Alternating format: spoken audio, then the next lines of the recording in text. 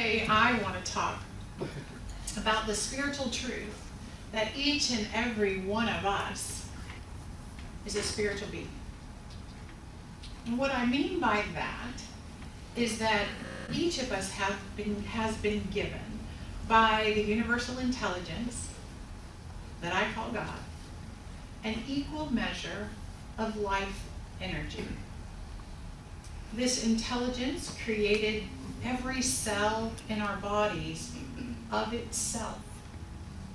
This intelligence gave each of us a body with which to express ourselves, but it also shows up as an energetic mind with which to choose and think. It shows up as a personality and an ego, this energy that we know as our individual selves.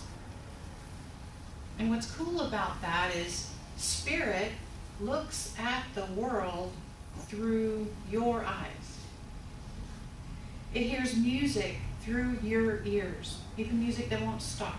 It hears it through your ears. It tastes chocolate with your tongue. It experiences the fragrance of morning coffee with your nose. It hugs its many facets with your arms. All of what we know as our individual selves is a part of the whole universe, equally important and vital to humanity. Just as each individual cell is vital and important to your overall body, we are each important in the overall wholeness of humanity. As above, so below. What is universal is also expressed in the individual. It's just kind of how life works.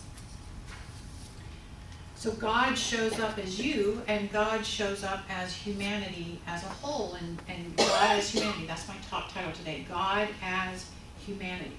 So if God is showing up as humanity, it is using the human race to express itself, just as it uses nature to express itself. A couple of weeks ago, I was talking about how God shows up in nature and kind of shows itself off a little bit in the world of nature.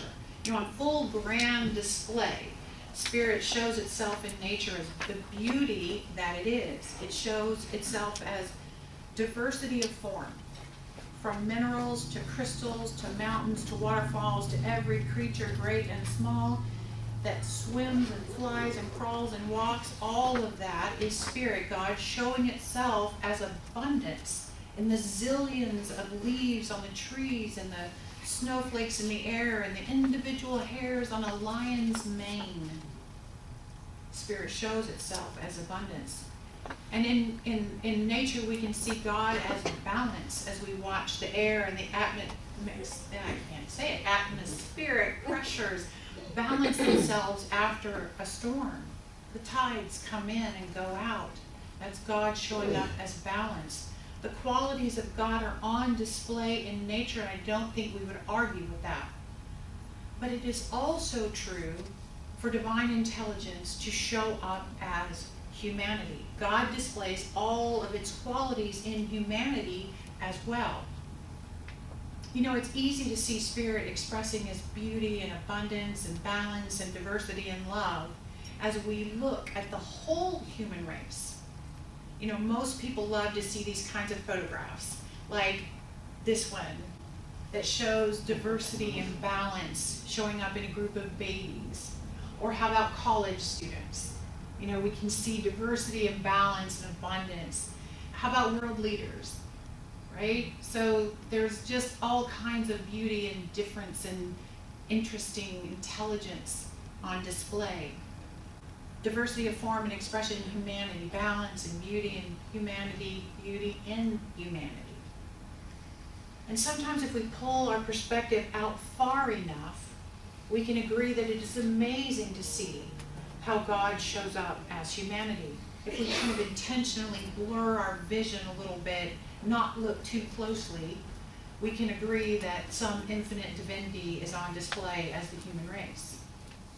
I think where we get a little challenged is to see God showing up in individuals. And we can do that pretty easily when it's like we're looking at our sleeping grandchild, right? Or maybe our best friend that just made us a homemade birthday cake. Yeah, God's showing up as that. Or maybe the stranger in front of us that pays our toll on the Sunshine Skyway Bridge, you know, and it's like awesome. The person sitting right next to you, perhaps, right? It's easy to see the face of God. Matter of fact, look to somebody and say, I see Spirit showing up as you. I see Spirit showing up as you. We can see the face of God in these folks. But most of us are very challenged to see Spirit showing up as one of our homeless, addicted people that are right here on Columbus Avenue and 50th, you know, or the I-4 ramp, you know, or the person on trial for another mass shooting, or maybe the TSA agent that really wants to do a full body pat down and you're trying to get to your flight and you're late. It's hard to see that. And most of us have an even harder time seeing the divine in ourselves as we itemize our spiritual deductions, right?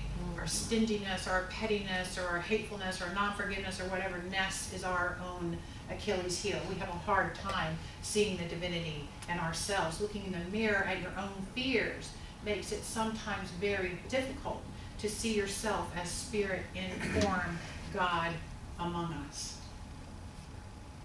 You know, Terrence just sang this Joan Osborne song, which I love. I remember the first time I heard it on the radio, I'm like, what was that song? I got to figure that song out because it was really, really touching to me.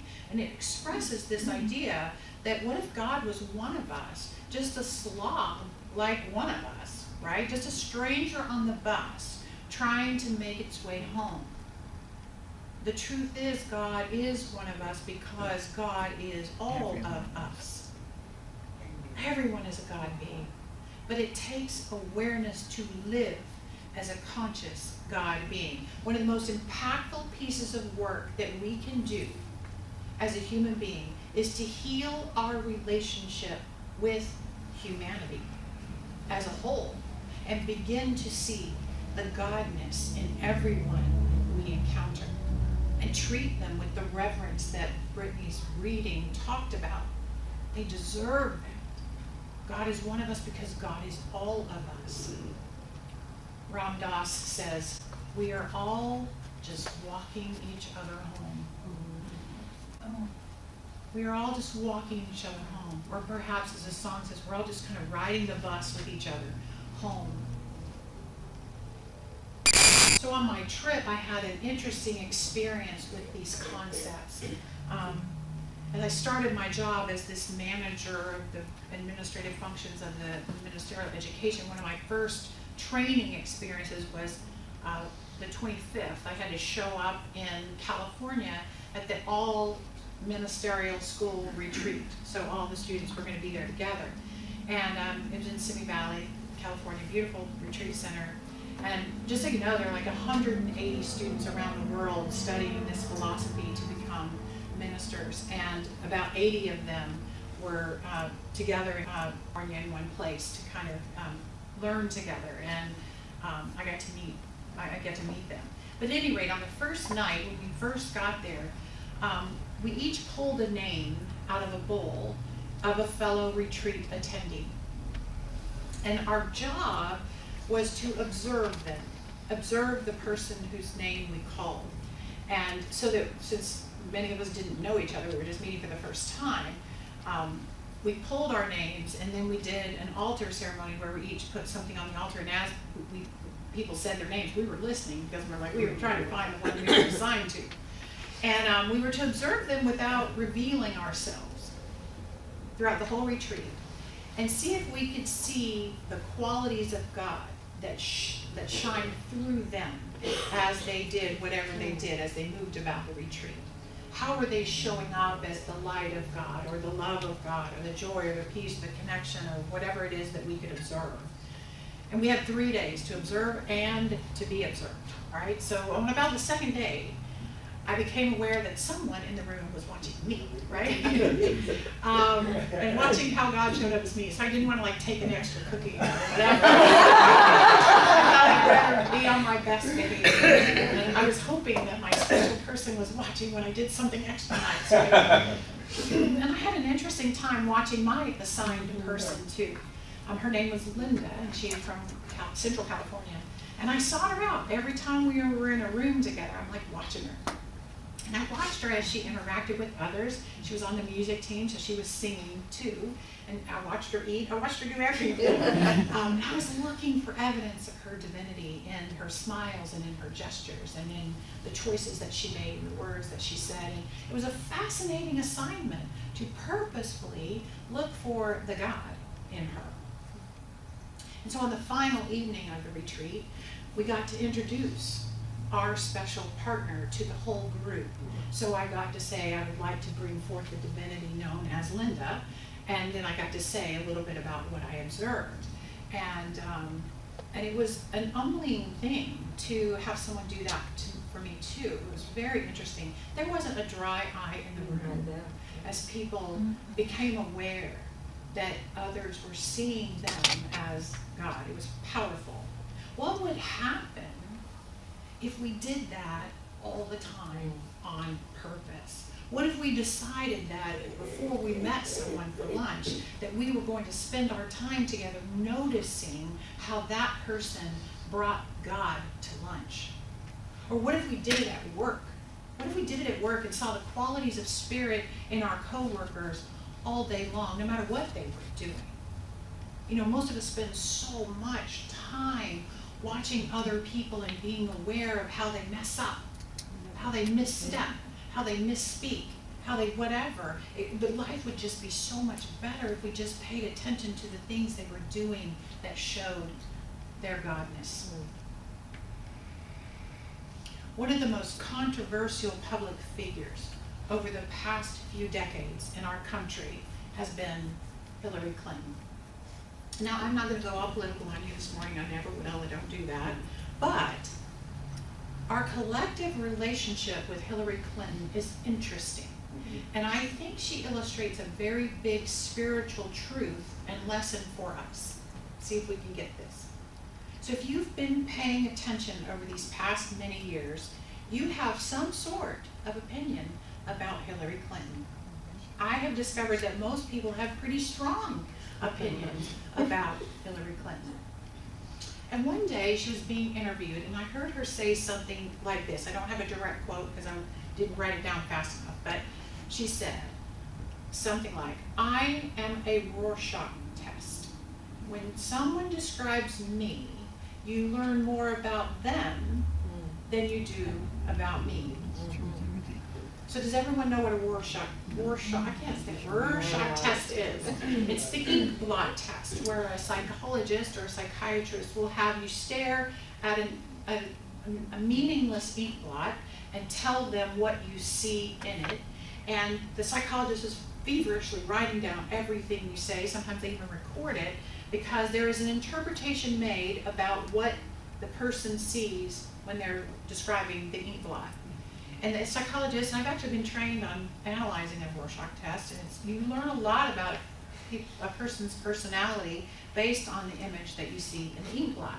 So Hillary Clinton is saying, whoever you see me to be says a heck of a lot about you, but not very much about me. She's right. Every person is a screen onto which you project your stuff. Everything you think about what another person is doing is about you, not about them. The other day I heard it articulated like this, and I think it was Dennis Merritt Jones actually who said it.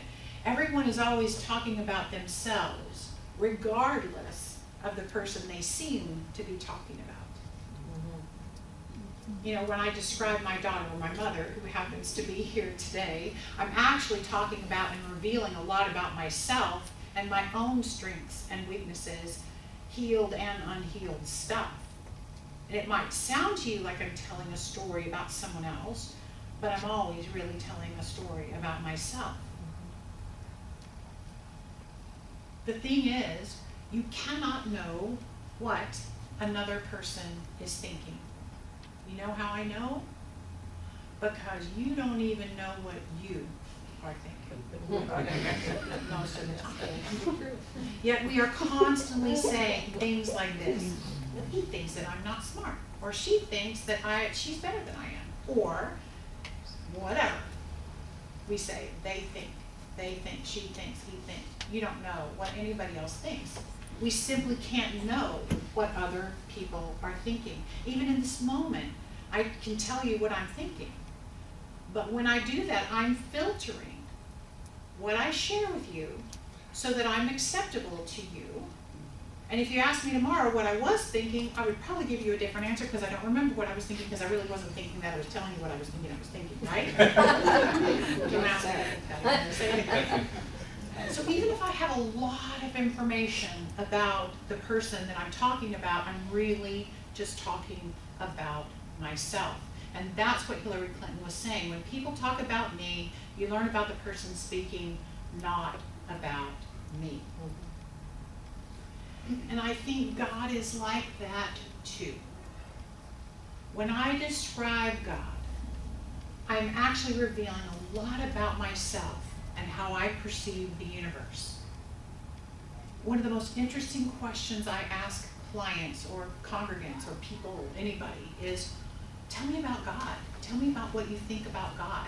Like, how does God work in your life? How does that work?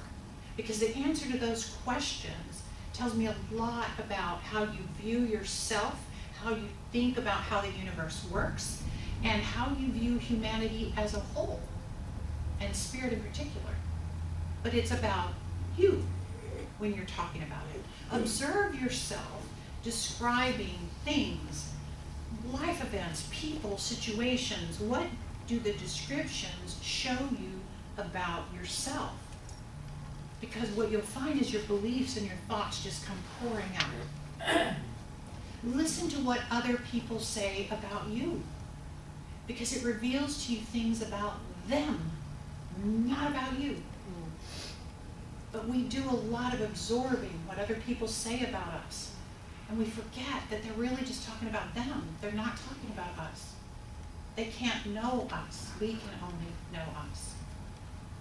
There's a universal mind, spirit, intelligence that is the origin of everything. It's first cause, it's God. It is me and it's all things. It is all one and the same. And our belief in it, what I believe about it, directly corresponds to my belief in the generosity of the universe and the manifestation of it as my life.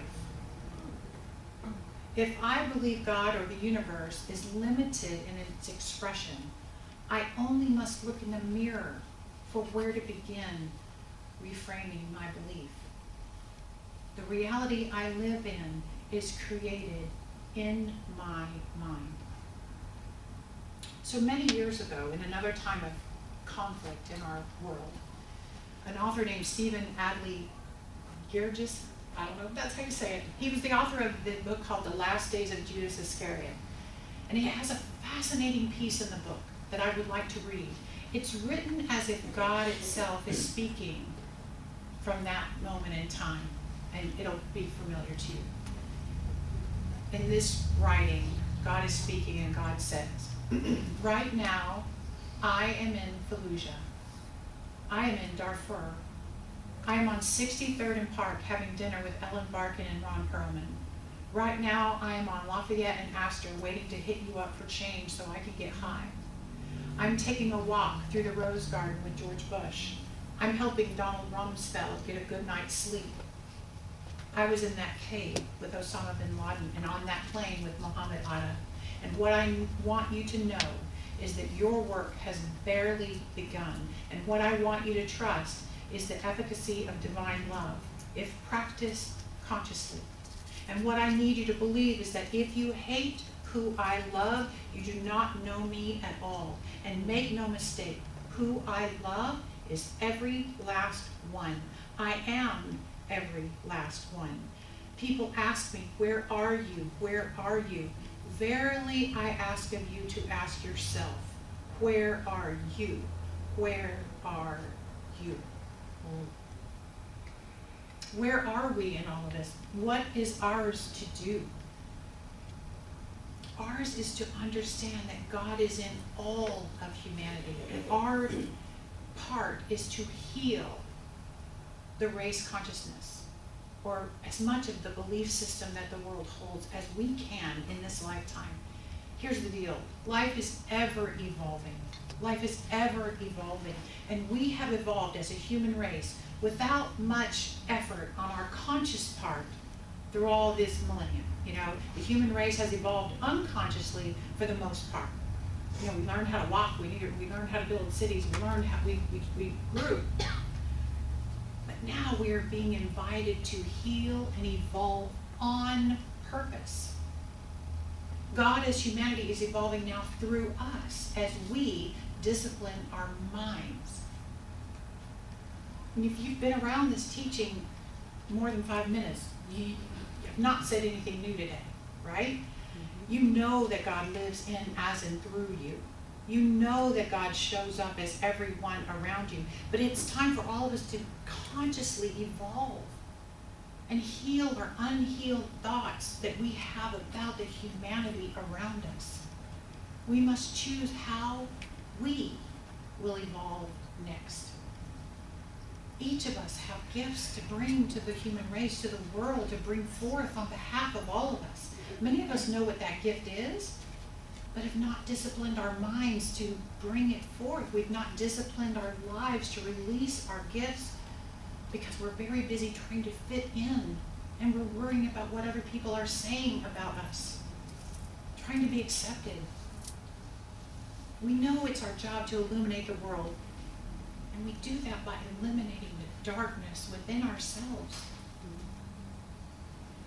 So I want to leave you with an image. Imagine that you're walking in the forest that's very shady. You can get that idea in your mind. And suddenly you notice on the ground a clear patch of sunlight, a sunspot on the path before you.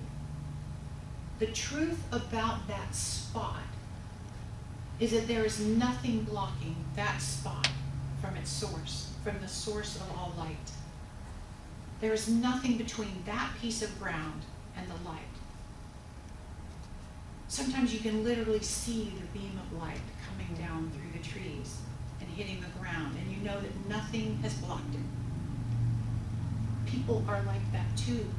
We've all been around people who are simply illuminated by the divine. They've taken the time and done the spiritual practice to eliminate the fears and darkness and branches that block the light. They've torn down those branches of self-doubt and recrimination. They've blown away the clouds of judgment and cleared a way for spirit and love to shine on them and through them. And we can feel something in our souls when we're around those kinds of people. Let's evolve on purpose to be those kinds of people. Let's do it together and witness the light grow brighter in this very room. It's what we're here for.